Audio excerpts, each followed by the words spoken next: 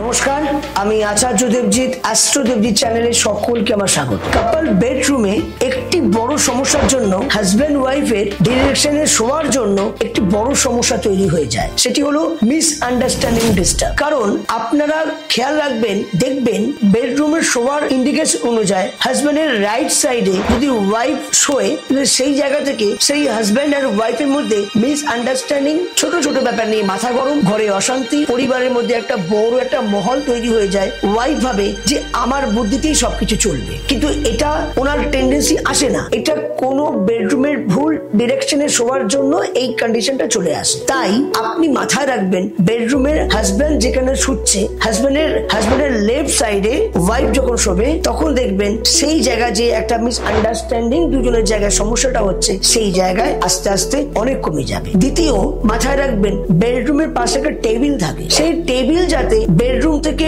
Bed থেকে যেন হাইডে না যায়। বেড থেকে শুরু করে টেবিলটা যেন একটু ডাউন হয়, আর ওই টেবিলের মধ্যে একটি গীতা রাখবেন, আর একটু কাচের গ্লাসে একটু জল রেখে পরের দিন নেক্সট রাতে রাখলেন, সকালবেলা এই জলটি ড্রেনে আপনি ফ্ল্যাক্স করে দেবেন। সেটা আপনার বাথরুমেও বা ওয়াশরুমেও আপনি ফেলে দিতে পারেন। এইভাবে যদি আপনি এগোতে পারবেন, চলতে পারবেন, আপনার কাপল বেডরুম হাসতে হাসতে হাসবে। সকলে ভালো থাকবেন, সুস্থ থাকবেন। জয় মা।